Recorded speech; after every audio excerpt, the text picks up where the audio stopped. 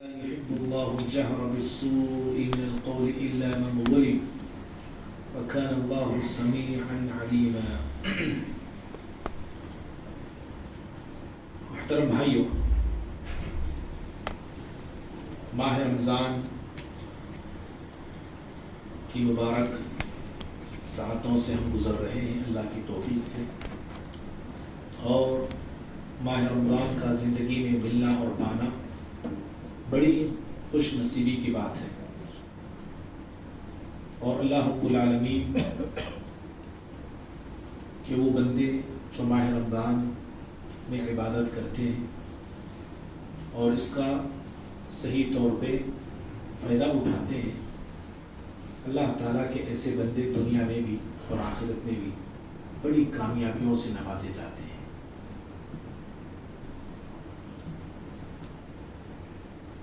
ابھی ہم نماز تراویح میں چھٹا پارہ سن رہے ہیں، اور جو سورت ابھی چل رہی ہے، کل پرسوں بھی ہم نے سنا اور آج بھی ہم نے چند آیتیں اس کی سنی ہے، وہ سورۃ النساء ہے۔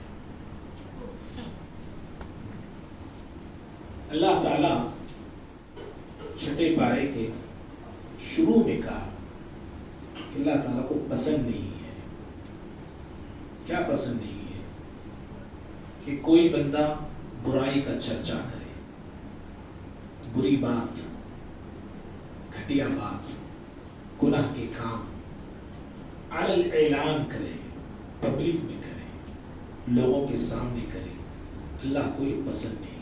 پہلی بات تو یہ کہ برائی اللہ کو پسند نہیں، گناہ کا کام اللہ کو پسند نہیں، پھر اوپر سے یہ کہ گناہ تو کر رہا ہے، علن اعلان کر رہا ہے کوئی بندہ، اللہ تعالیٰ کو ایسے دونوں کام قطعاً پسند نہیں ہے۔ ہاں، الا من ظلم، جس بندے کو ظلم ہوا ہے، جس بندے کو ستایا گیا ہے، ناحق پریشان کیا گیا ہے، وہ مظلوم اپنی مظلومیت بتا سکتا ہے، سنا سکتا ہے، لوگوں کے سامنے آ کر کہہ سکتا ہے کہ فلاں نے مجھ پہ ظلم کیا ہے، فلاں شخص ظالم ہے، فلاں نے میرے زمین کو ہڑپ کر لیا، فلاں نے میرے پیسوں کو روک لیا، فلاں نے مجھے ناحق مارا ہے۔ تو جس پر ظلم ہوا ہے، مظلوم کو کہنے کی اجازت ہے، ٹھیک؟ اللہ رب العالمین آگے کہتا ہے وَكَانَ اللَّهُ سَمِيعًا عَلِيمًا، اللہ تعالیٰ سننے والا ہے، جاننے والا ہے۔ گویا کہ اللہ تعالیٰ اپنی دو صفات بیان کیا، ایک سمیع، ایک علیم، اللہ سننے والا بھی ہے، جاننے والا بھی ہے۔ گویا کہ اس میں ظالم سے بھی کہا گیا ہے، مظلوم سے بھی کہا گیا ہے۔ ظالم سے یہ کہا گیا ہے کہ جس مظلوم پر، جس انسان پر تو نے ظلم کیا ہے، یہ سمجھنا نہیں کہ اس کی سننے والا کوئی نہیں ہے۔ اللہ فرماتا ہے میں ہوں سننے والا، میں سننے والا ہوں، ٹھیک؟ اور گویا مظلوم کو اس میں خبردار بھی کیا گیا ہے، علیمہ کہہ کے، کہ مظلوم اتنا ہی بولے جتنا اس پر ظلم ہوا ہے۔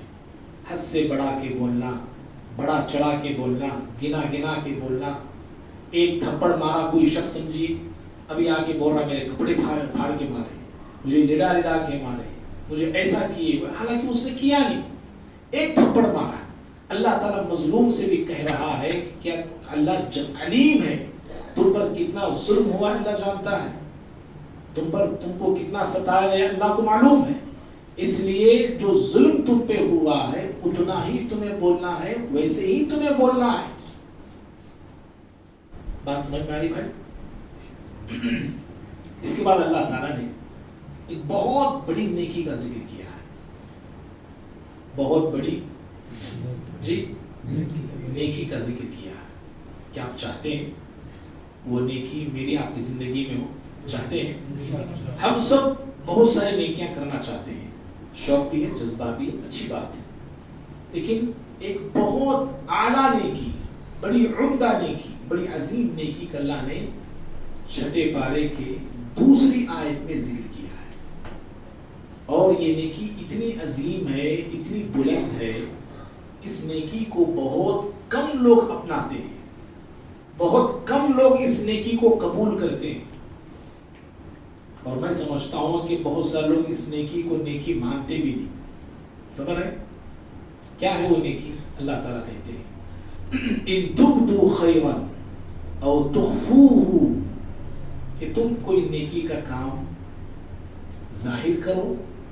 کوئی آپ کام کیے، کہیں آپ نے مسجد بنائی، مسجد بنا کے آپ آ کے بول رہے بھائی میں فلاں کو میں مسجد بنایا، ٹھیک ہے، نیکی کا کام آپ نے کیا ہے، نیکی کا کام ہے اچھا کام ہے، لیکن آپ نے ظاہر کیا.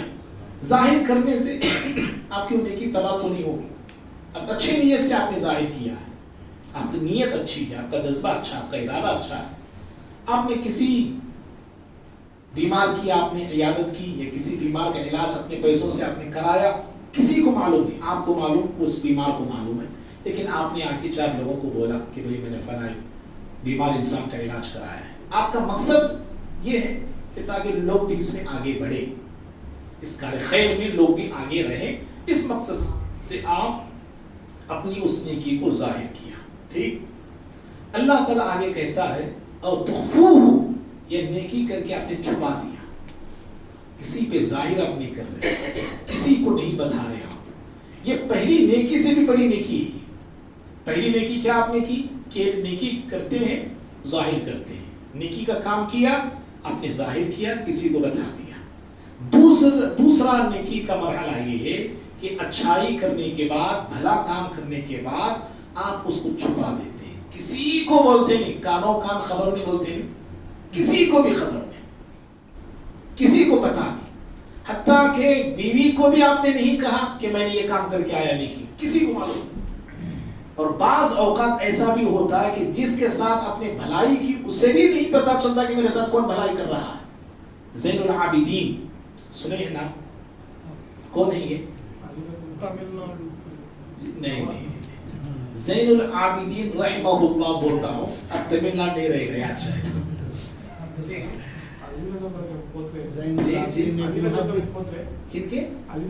جزاک اللہ. حضرت حسین رضی اللہ تعالیٰ عنہ کے بیٹے ہیں، علی رضی اللہ تعالیٰ عنہ کے پوتے ہیں. کربلا کا جب واقعہ ہوا ایک چھوٹے سے بچے تھے زین العابدین. ان کے بارے میں یہ بات بڑی مشہور بھی ہے کہ یہ ایسی نیکی کے کام یہ کرتے تھے، لوگوں کی مدد وغیرہ کرنا. ان لوگوں کو بھی پتہ نہیں چلتا تھا کہ ہماری مدد کون کر رہا ہے. تمہارے بات تو کوئی بندہ ہے اس بھلائی کو چھپاتا ہے، یہ بہت بڑی نیکی ہے. یہ اب اللہ تعالیٰ اس سے بھی بڑی نیکی کا ذکر اب آگے کر رہا ہے. یہی نیکی اصل مجھے آپ کو بتانا ہے. اللہ نے کہا او تعفو عن سوء، کسی نے آپ کے ساتھ برائی کیا، اگر آپ اس کو معاف کرتے ہیں تو یہ بہت بڑی نیکی ہے. سمجھ میں بات؟ وہ 2 نیکیاں کون سی 2 نیکیاں؟ ایک نیکی کر کے ظاہر آپ کر رہے بتا رہے، دوسری نیکی کو چھپا رہے، تیسری کیا ہے؟ بہت بڑی نیکی ہے. یہ جگر والے ہی کر سکتے ہیں، یہ جگر والے، بڑے دل والے کر سکتے ہیں، بڑی ہمت والے کر سکتے ہیں. مجھ جیسا چھوٹا موٹا انسان، چھوٹا دل رکھنے والا، چھوٹی سوچ رکھنے والا میں نہیں کر سکتا. لیکن کرنا چاہیے، اپنانا چاہیے. دنیا میں آخرت میں عزت چاہتے ہیں، دنیا اور آخرت کی بھلائیاں چاہتے ہیں، ترقیاں چاہتے ہیں تو اپنانا چاہیے. ہاں شاخ گزرتا ہے بھائی، دل پر نیکی جو ہے بڑی شاخ گزرتی ہے، برائی شاخ گزرتی نہیں. نیکی کو اپنانا دل پر بڑا بار لگتا ہے، تکلیف والے کام ہیں. یہ جنت کو اللہ تعالیٰ نے کیسے گھیرا ہے؟ جی کیسے گھیرا ہے؟ حفت الجنت بالمکاری، اللہ تکلیفوں سے جنت کو گھیرا ہے نا، تکلیفوں سے گھیرا ہے. اور جہنم کو خواہشات سے گھیرا ہے، شہوتوں سے گھیرا ہے، تمناؤں سے گھیر دیا ہے. تو جنت کو پانا آسان نہیں ہے، ایزی نہیں ہے. بڑی تکلیفیں آئیں گی، سختیاں آئیں گی، عمل کرنے میں بھی دشواریاں آئیں گی. اب روزہ رکھنا آسان ہے کیا؟ آسان ہے؟ کسی غیر مسلم کو رکھو، بولو یہ نہ بند ہوا ہے، مجھے میرے سے ہوتا نہیں، بھی بولتا نہیں، پہلے میرے سے کام نہیں ہوتا. کب کھاتے ہیں آپ لوگوں کو؟ پوچھتے ہیں، پریشان ہو کے. شام میں بولے تو ویری گڈ، بہت بڑا کام ہے بھائی، ان کے روزے کھاتے پیتے روزے، ہمارے روزے ایسے نہیں ہیں۔ تو ایسے ہی بھائیوں کسی کو معاف کرنا، آپ کے ساتھ کوئی زیادتی کر رہا ہے، کوئی آپ کو پریشان کیا، کسی نے آپ کا برا چاہا، کسی نے آپ کو برا کر دیا، لیکن آپ اس کو معاف کرتے ہیں نا، یہ بہت بڑی نیکی ہے، یاد رکھو بہت بڑی نیکی ہے۔ شروعات کہاں سے کرنا بولو معاف کرنے کا؟ شروع کہاں سے کرنا معاف؟ بیوی سے جی، اے ماشاء اللہ، جزاک اللہ، بیوی سے کیجیے، بچوں سے کیجیے، تمہارے اپنے دوستوں سے کیجیے۔ تو شروعات وہاں سے ہونی چاہیے، اور بہت بڑی نیکی ہے، یاد رکھو۔ کیوں بہت بڑی نیکی ہے؟ اللہ تعالیٰ آگے کہتا ہے فَإِنَّ اللَّهَ كَانَ عَفُوًّا قَدِيرًا، اللہ تعالیٰ عفو ہے۔ عفو کا مطلب، قدیر کا مطلب، قدیر قدرت والا ہے۔ اللہ تعالیٰ تمہاری خطاؤں پر، تمہاری غلطیوں پر گرفت کرنے کی قدرت اللہ رکھتا ہے۔ چاہتا تو ہر ایک غلطی ہماری اللہ پکڑ سکتا تھا۔ اللہ معاف کر رہا ہے، کتنے غلطیاں کتنے کوتاہیاں معاف ہوئے بول کے میں اور آپ اس عمر تک پہنچے۔ اگر اللہ تعالیٰ پکڑنا چاہا تو تباہ ہو جاتے۔ اللہ ہمیں بھی یہ سبق دے رہا ہے کہ تم بھی معاف کرتے جاؤ۔ تم ایسے پکڑ کے چلو گے تو پھر اگر میں پکڑنا شروع کروں گا تو ہے نا سمجھنے کی بات۔ اللہ رب العالمین نے بہت بڑا پیغام اور بہت بڑی نیکی کا تصور اللہ تعالیٰ نے مجھے آپ کو دیا ہے۔ آگے اللہ تعالیٰ نے 6 پارے کے پہلے صفحے ہی پہ یہودیوں کی 3 بڑی شرارتوں کو بیان کیا ہے۔ کن کی شرارتیں؟ جی، یہودیوں کی 3 بڑی بڑی شرارتیں۔ وہ شرارت پہلی ان کی یہ تھی، پیارے نبی صلی اللہ علیہ وسلم کے پاس آتے تھے، آ کے وہ کہتے تھے کہ اے محمد صلی اللہ علیہ وسلم، آپ کہتے ہیں کہ آپ پر وحی آتی ہے، قرآن آتا ہے، نازل ہوتا ہے، کوئی فرشتے لے کے آتے ہیں، ہم آپ کا یقین نہیں کریں گے، بھروسہ نہیں کریں گے اور ایمان نہیں لائیں گے۔ کب تک؟ جب تک آپ آسمان سے کوئی کتاب ہم پر اتار کے دکھا دیں، کوئی کتاب لے کے آ جائے۔ جیسے موسیٰ علیہ السلام تورات لے کے آئے نا، کتاب لے کے آئے تھے، پوری کی پوری کتاب اللہ کو دے دیا تھا۔ ہم بھی چاہتے ہیں کہ ایسی پوری کوئی کتاب آپ لے کے آئے، آپ پر وحی آ رہی، ہم کو نظر بھی آتا نہیں، دکھتا بھی نہیں، ہم چاہتے ہیں کہ پوری کتاب آپ ہمارے سامنے لا کے رکھیں، ہم آپ کو نبی پھر تصور کریں گے، نبی ہم مانیں گے۔ اللہ نے کیا جواب دیا جانتے ہیں اس کا؟ اللہ تعالیٰ نے کہا فقد سألوا موسیٰ اکبر من ذلک، کہا کہ اے پیغمبر یہ آپ سے جو بول رہے نا کتاب لا کے بتاؤ، کہ بہت چھوٹی چیز بول رہے ہیں، بہت چھوٹی چیز آپ سے مانگ رہے، لیکن آپ سے پہلے جو موسیٰ علیہ السلام تھے ان سے اور بھی بڑی چیز کا مطالبہ کیا تھا انہوں نے۔ کیا مطالبہ کیا تھا؟ موسیٰ علیہ السلام سے کہا تھا فَقَالُوا أَرِنَا اللَّهَ جَهْرًا، موسیٰ علیہ السلام سے کہا تھا کہ کھلم کھلا اللہ کو دکھاؤ۔ جو آسمانوں میں ہے نا اللہ تعالیٰ، آسمانوں میں نظر نہیں آتا، ہم کھلم کھلا اللہ کو دیکھنا چاہ رہے ہیں۔ اتنی بڑی شرارت یہودیوں نے موسیٰ علیہ السلام سے کی اور پیارے نبی صلی اللہ علیہ وسلم سے کی۔ اور دوسری شرارت اللہ تعالیٰ کی یہ بتاتا ہے کہ یہ لوگ مریم علیہ السلام پر جو مطہرہ تھی، پاکیزہ تھی، ان پر بہتان لگاتے تھے۔ اللہ بہتان العظیم، اللہ نے کہا بہت بڑا بہتان لگاتے تھے۔ کیا لگاتے تھے؟ جی جی جی جی بدکار ہے، فاحشہ عورت ہے، نعوذ باللہ۔ یہودیوں کا ایک بہت بڑا ان کا ایک شوشہ تھا یہ، اور بہت بڑی شرارت تھی ان کی، جو مریم علیہ السلام کے شان میں گستاخی کرتے ہوئے کہتے تھے کہ نعوذ باللہ ان پر جو ہے انہوں کا تعلق ایسا تھا ویسا تھا، ایسا ویسا تھا بلکہ کہتے تھے۔ اور تیسری شرط اللہ نے ان کی بیان کیا، اِنَّا قَتَلْنَا الْمَسِيحَ عِيسَى ابْنَ مَرْيَمَ رَسُولَ اللَّهِ، یہ فخر سے کہتے تھے کہ ہم نے عیسیٰ علیہ السلام کو قتل کیا ہے، جو رسول اللہ تھے، اللہ کے رسول تھے، ہم نے قتل کیا، فخر سے کہتے تھے۔ قتل کیا انہوں نے؟ اللہ نے کیا نہیں، وَمَا قَتَلُوهُ وَمَا صَلَبُوهُ، کہا کہ نہ انہوں نے قتل کیا عیسیٰ علیہ السلام کو، نہ سولی دی ہے، قتل بھی کیے نہیں، سولی بھی دی ہے، بلکہ کیا ہوا، اللہ تعالیٰ نے عیسیٰ علیہ السلام کو آسمانی دنیا پہ اٹھا لیا ہے۔ اور اہل سنت والجماعت کا یہ ایمان ہے اور عقیدہ ہے کہ عیسیٰ علیہ السلام قرب قیامت روئے زمین پہ پھر سے تشریف لانے والے ہیں، پھر سے آنے والے ہیں اور اپنی بقیہ زندگی گزاریں گے، اور زمین پر ایک بہت بڑا فتنہ اس وقت رونما ہوگا. اس فتنے کو اللہ رب العالمین عیسیٰ علیہ السلام کے ہاتھوں سے ختم کرے گا، اور وہ فتنہ دجال کا فتنہ ہے. سورۃ النساء کے بعد کون سی سورت آتی ہے؟ جی جزاک اللہ جزاک اللہ. سورہ مائدہ. سورہ مائدہ بھی شروع ہو چکی ہے. ہم سورہ مائدہ کی 5 آیتیں ہم سن چکے ہیں آخری چوتھی رکعت میں. صرف اشارے دے کے بات ہم ختم کرتے ہیں، پھر آئندہ انشاءاللہ آنے والے 10 میں اس پہ گفتگو کریں گے. سورہ مائدہ یہ ایک مدنی سورت ہے جو پیارے نبی صلی اللہ علیہ وسلم پہ اس وقت نازل ہوئی. یہ سورت آپ صلی اللہ علیہ وسلم اپنی اونٹنی پر سوار تھے، اونٹنی پہ آپ سوار تھے، اور بخاری کی روایت ہے. اور آپ کی اونٹنی جو تھی عذبا اس کا نام تھا. کیا نام تھا؟ عذبا، عین اور ضاد با الف حمزہ. عذبا اس اونٹنی کا نام تھا. اور سورہ مائدہ میں بہت سارے احکامات ہیں.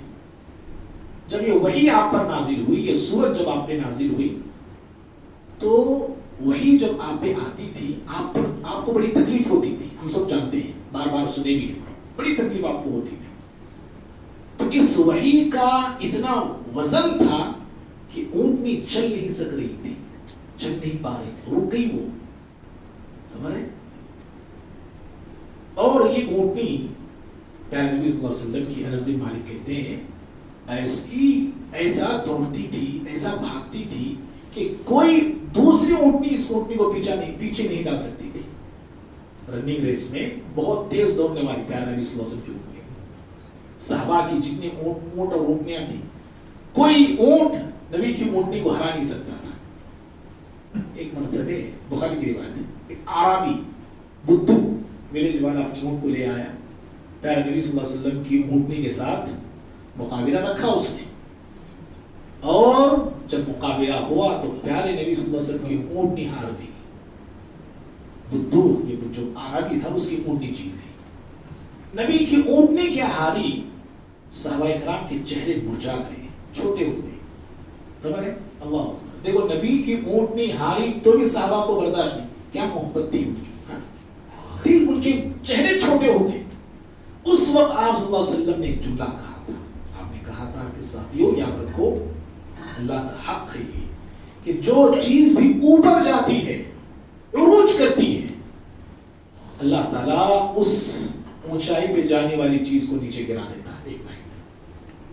اور یہ اصول صرف اونٹ کے ساتھ نہیں، انسانوں کی زندگی کے ساتھ ہے، قوموں کی زندگی کے ساتھ ہے، ملکوں کے ساتھ ہے، بادشاہوں کے ساتھ ہے. اللہ تعالیٰ کسی کو بڑی اونچائی پہ لے جاتا ہے، اور پھر اس کے بعد اس اونچائی پہ اڑنے والے اور جانے والے کو نیچے لا کے رکھ دیتا ہے. اور ایسے ہی اب اونچائی پہ ایک پارٹی بڑی زوروں پہ جا رہی ہے نا، جو اللہ تعالیٰ ان کو اونچائی پہ لے گیا ہے، پھر ان کو نیچے لانے کی طاقت رکھتا ہے. ٹھیک ہے نہیں؟ اللہ کا یہ اصول، اللہ کا یہ قانون. تو بہرحال سورہ مائدہ کا آغاز ہوا ہے، کافی احکامات ہیں، بڑی عظیم آیتیں ہم نے 3 سنی ہیں.